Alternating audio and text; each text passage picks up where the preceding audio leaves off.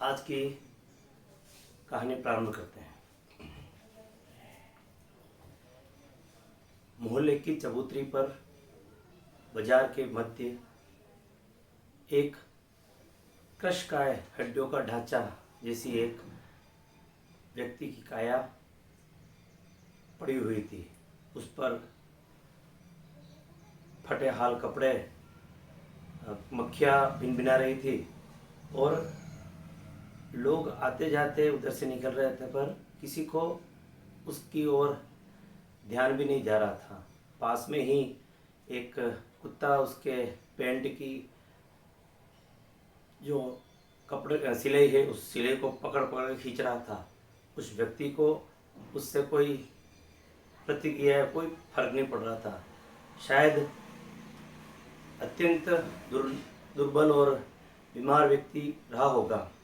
कौन है ये व्यक्ति? इस तरह यहाँ क्यों पड़ा है? बस इसी विषय को लेकर आज की मेरी कहानी है। कहानी का शीर्षक है संगति। दो मित्र एक मोहल्ले में रहते थे। एक का नाम संदीप और दूसरा का नाम चंदू। दोनों साथ साथ स्कूल में जाते हैं, विद्यालय के अंदर पढ़ाई करते हैं। पढ़ने में दोनों लगभग समान थे। दोनों के अंक भी बराबर ही आते थे। विद्यालय में आगे बढ़ते बढ़ते दोनों बड़ी कक्षा में गए। बड़ी कक्षा में निकट ही पास में एक बड़ा विद्यालय था जिसको हम उच्च माध्यमिक विद्यालय कहते हैं। वहाँ पर वो पढ़ाई के लिए गए। 12वीं कक्षा में दोनों ने विज्ञान विषय लिया और दोनों एक दूसरे में पढ़ाई में एक दूसरे के बीच में स्वस्थ कंपटीशन दोनों में चलता था। कभी 1% आगे कोई, कभी 1% आगे कोई। इस प्रकार का एक अच्छा कंपटीशन का भाव दोनों का चलता था और दोनों साथ ही पढ़ते थे। एक दिन की बात है, वहाँ से विद्यालय से निकल रहे थे तो रास्ते में एक लफंगों की टोली वहाँ बैठी हुई देखी। एक सहज होती है, बालिक नाबालिग जो बच्चे होते हैं कि टीनेजर्स बच्चे के होते हैं, उनके बीच में एक सहज आकर्षण का कोई इस तरह की रचना कोई होती है तो उसमें आकर्षण तो स्वतः आ जाता है। उधर से जब निकलते थे ये टोली कभी कभी वहाँ बैठती थी तो चंदू का ध्यान उधर जाता था।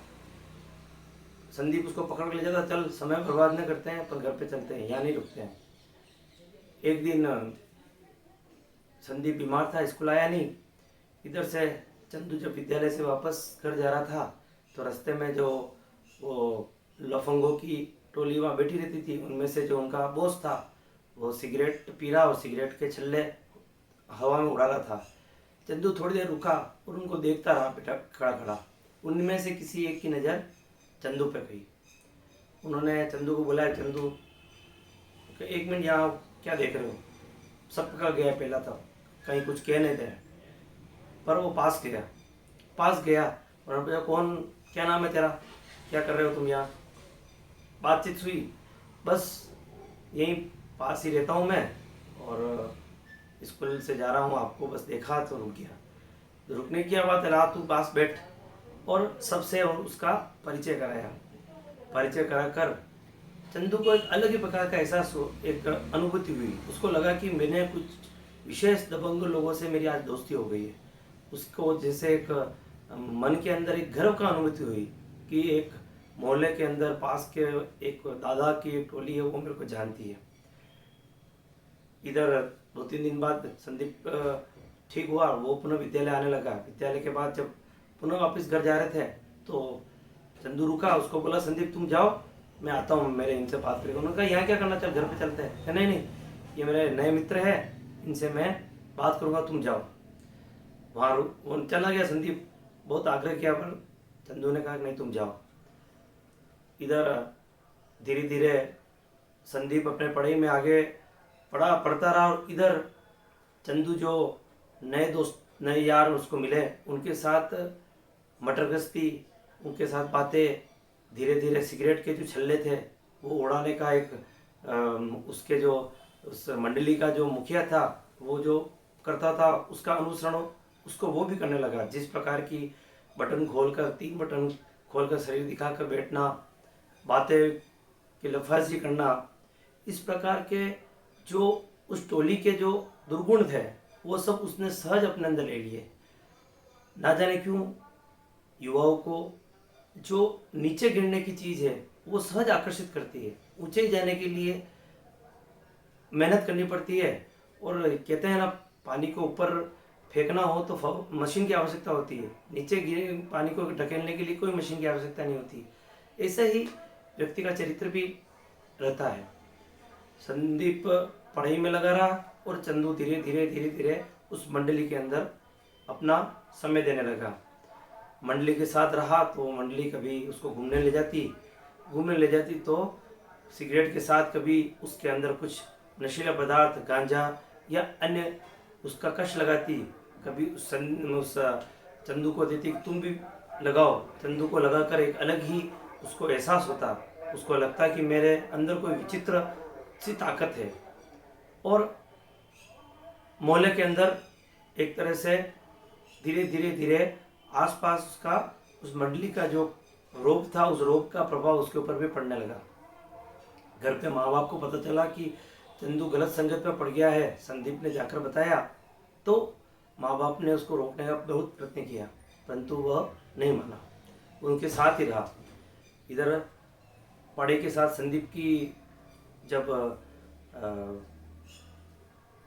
अन्य कॉलेज में एडमिशन हुआ तो कॉलेज में एडमिशन के साथ ही कॉलेज संदीप पास में जो एक अन्य शहर में एक अच्छा कॉलेज था, वहाँ उसका एडमिशन हो गया। और उस एडमिशन के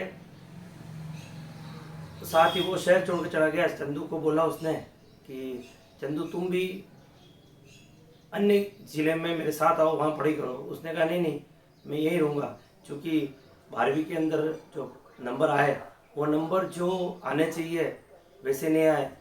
संदीप के तो नंबर लगभग 90%, 95% के आसपास आए, और यह बहुत मुश्किल चंदू पास हुआ। समय निकलता गया, चंदू का उस मोहल्ले के अंदर रोब बढ़ता बढ़ता उस गैंग का एक दिन वो लीडर बन गया, और उस मोहल्ले के अंदर उसके नाम का सिक्का चलने लगा। लोग चंदू के नाम से कपकपाते थे। स्थिति ये होती थी कि मोहल्ले में जब वो जाता था, कोई ऑटो वाला उसे पैसा नहीं लेता था, किसी भी दुकान से कोई भी सामान खरीद लिया तो वह दुकान वाले उससे पैसे लेने की हिम्मत नहीं करता, वो जो देता वो ले लेते हैं। इस तरह का चंदू दादा करके उस मोहल्ले के अंदर उसका एक रोब चलने लगा, सिक्का चलने लगा। बड़ा खुश होता चंदू कि मोहल्ले के सभी लोग मेरे से डरते हैं, सभी लोग मेरा आदर करते हैं। उसका ये पता नहीं था वो आदर नहीं करते हैं, वो गुंडई से सामान्य सभ्य समाज डरता है, उसको फायदा मिल रहा था। इधर 3-4 साल निकले। 3-4 साल के पश्चात जो नशे ने अपना असर दिखाना शुरू किया, और जो शरीर के अंदर जो ताकत थी वो ताकत धीरे धीरे कम होती रही। इधर गैंग के कुछ लड़के थे, वो किसी न किसी अपराध में पकड़कर पुलिस के मुकदमे उसमें हुए, और वो कारागार में या अदालतों के चक्कर काट रहे थे। एक दिन की बात है, चंदू अपने घर पर बैठा हुआ था। घर पर बैठा हुआ नशे की हालत में अवस्था में था, आंखें उसकी अध खुली थी। इधर घर के सामने से पुलिस का एक सायरन बजा, घर की उसकी फाटक को पुलिस ने खटखटाया। चंदू के मन में क्या पता क्या एक अलग भाव आया, उसने वहाँ से घर की छत से दौड़ लगाकर पुलिस घर के अंदर किसी अन्य इंक्वायरी के लिए आई थी। मोहल्ले के अंदर कुछ चोरी इत्यादि हुई थी तो सबसे पूछ रही थी, पर मन के अंदर एक अपराध का भाव था। मन के अंदर कोई गलत काम करते हैं तो व्यक्ति को लगता है कि वह मेरे ऊपर ही, कहीं मेरे पास तो नहीं आ रहे हैं वो उस कार्य के लिए। चंदू ने चोरी नहीं की, चोरी किसी अन्य ने की, परंतु उसके मन के अंदर एक अलग ही प्रकार का अपराध भाव था। पुलिस जैसे घर में आई तो चंदू वहीं पास के पीछे, उसके घर के पीछे एक गली थी, खुला मैदान था। उसने नशे की अवस्था में ऊपर छत से छलांग लगा दी। छलांग जैसे छत से लगाई, 12-13 फीट की छत रही होगी, नीचे एक नाले के पास में, वो मैदान में गिरने की बजाय पास ही नाला था, नाले के अंदर गिरा। नाले के अंदर गिरते ही उसके पैर की हड्डियाँ टूट गई और लंबे समय तक वो बिस्तर में और हॉस्पिटल में रहा। ठीक होकर हॉस्पिटल आया तो स्थिति ये थी कि बिना बैसाखियों के वो चल नहीं सकता था। आज समय निकलना के साथ बाजार में जब वो चंदू बैसाखियों के साथ निकलता तो जो चंदू दादा था, आज उस चंदू दादा की तरफ कोई देखने वाला नहीं था, क्योंकि गैंग लॉकअप में बंद थी और चंदू दादा के दोनों पेट टूटे हुए थे। धीरे धीरे रुतबा घटता गया और जैसे तैसे अपना जीवन निकाल रहा था। घर के अंदर से कुछ पैसे चोरी किए और अपने नशा का जो व्यसन का सामान था वो खरीदता और उसको उपयोग करता। माँ बाप भी समझा कर थक गए थे, इसलिए उन्होंने भी उनको उनके हाल पे छोड़ दिया था।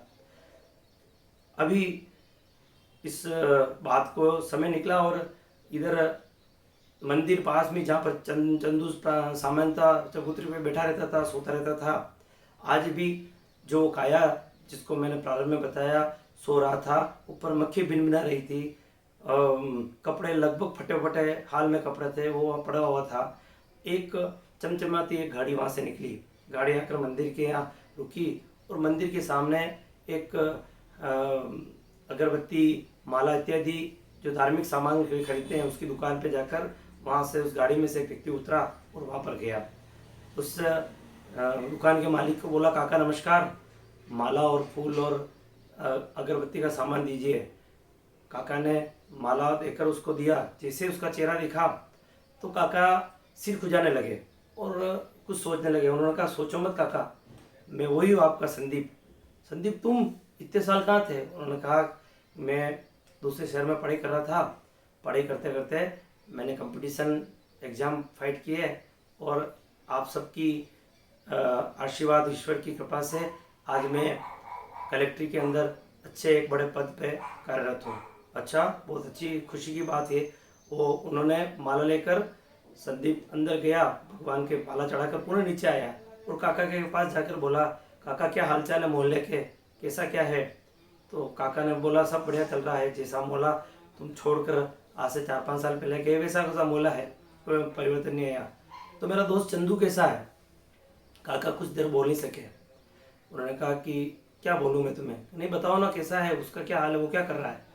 तो काका ने इशारा किया सामने, वो देखो उधर। उसने संदीप ने देखा क्या कि वो तो भिखारी कोई भी सो रहा है।